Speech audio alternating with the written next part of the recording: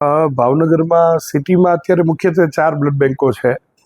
Generally બધી blood બેંકોને દરરોજનું લગભગ 100-150 યુનિટની આસપાસનું કન્ઝપ્શન હશે. એટલે નિયર અબાઉટ 401 યુનિટ રોજ ભાવનગર સિટીમાં અત્યારે દર્દીઓને જરૂર પડે છે. ખાસ અમારી ઇન્ડિયન રેડક્રોસ સોસાયટી ભાવનગર જિલ્લા શાખાની અમારી જે રેડક્રોસ બ્લડ બેંક છે એમાં પણ અત્યારે રક્તની અછત છે.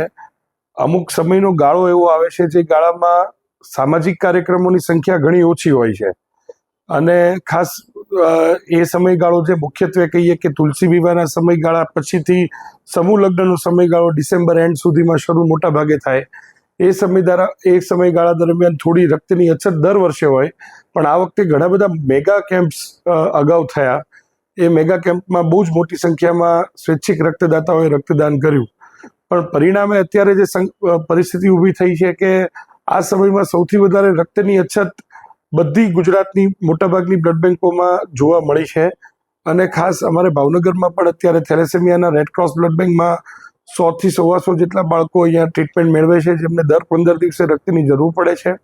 અને છેલ્લા 4 વર્ષથી અમે કોઈ પાસેથી વિધાઉટ રિપ્લેસમેન્ટ, એટલે કે દર્દીને જરૂર છે ત્યારે જે સરકારની જે ઈચ્છા છે કે સંપૂર્ણ સ્વૈચ્છિક રક્તદાન ઉપર તમે આધાર રાખો, અમે એ પ્રયોગ છેલ્લા 4 વર્ષથી બ્લડ બેંકમાં શરૂ કર્યો છે અને સંપૂર્ણ રિપ્લેસમેન્ટ વગર બ્લડ આપીએ છીએ.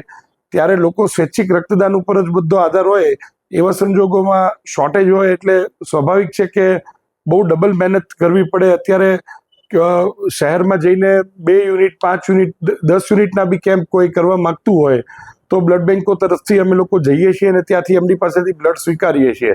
અલ્ટિમેટલી ભાવનગર જિલ્લાની જે 12 થી 13 હજાર યુનિટની મહિનાની જરૂરિયાત છે એ કોઈ પણ સંજોગોમાં હમણાં 15-20 દિવસમાં લોકોને પૂરી થાય એવા માટેના દરેકના પ્રયત્ન છે. અને અમે પણ રેડક્રોસ બ્લડ બેંક વતી જાહેર અપીલ કરીએ છીએ કે લોકો મેક્સિમમ સ્વૈચ્છિક રક્તદાતાઓ આગળ આવે. 18 વર્ષથી 65 વર્ષના તંદુરસ્ત રક્તદાતાઓ જો રક્તદાન કરશે તો આવતી પેઢીમાં આવો એક વિચાર જશે અને ઘણા બધા લોકોને જે લોકોને રક્તની જરૂરિયાત છે એમને સમયસર રક્ત મળી રહેશે.